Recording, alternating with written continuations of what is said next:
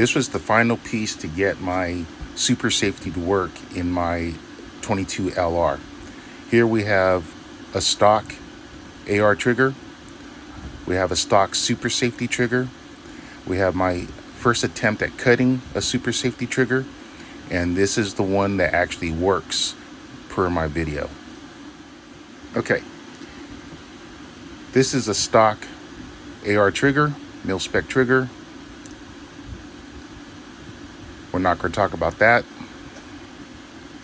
It was just there for instructional purposes. This is a stock super safety trigger purchased from AS Designs. There's nothing wrong with this trigger. The only thing is it didn't work perfectly in my 22 LR build. Otherwise, it works fine. I have it in several other weapons. Nothing wrong with this trigger at all. We're not going to talk about that. So this is my first attempt at cutting my own trigger. If you can see, the angle is more severe compared to a stock super safety. And you can see that this area right here is longer this way. So the angle is, this angle is this way, and with mine I changed the angle so it's a little more. So this works, but again, I had to kind of feather the trigger when I was shooting.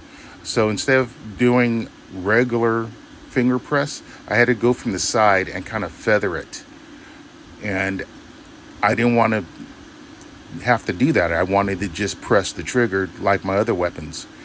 And when I'm sharing the weapon with other people, I don't want to have to say, hey, you know, you have to do it this way. I just want it to work.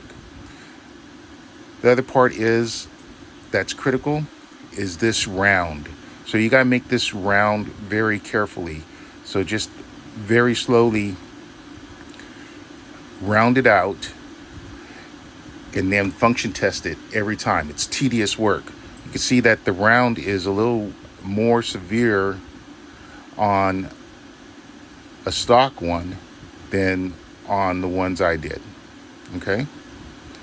So this is probably a very critical point. So if you can see,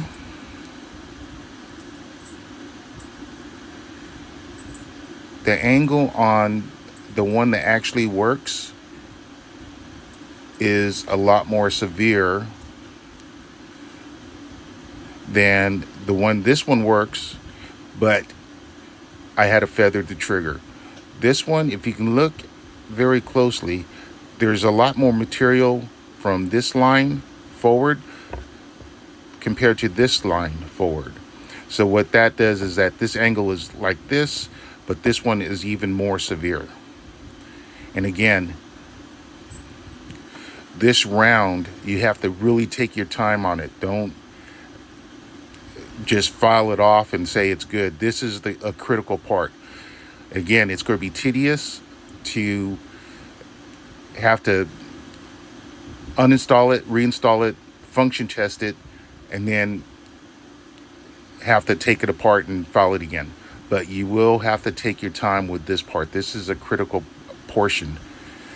And all this was done with a Dremel, with a cutting wheel, a file to slowly file this down, and then I used medium grit polishing, and I didn't do a great job. It's not really necessary, but it just bugged me that it was all raggedy. But that's how you cut your trigger to work in a 22 LR, and I hope this helps you out. So for the people that want to be precise, from this line to the part that I cut was 3.2 millimeters. I don't know if it's going to show up on the camera because this needs a battery change,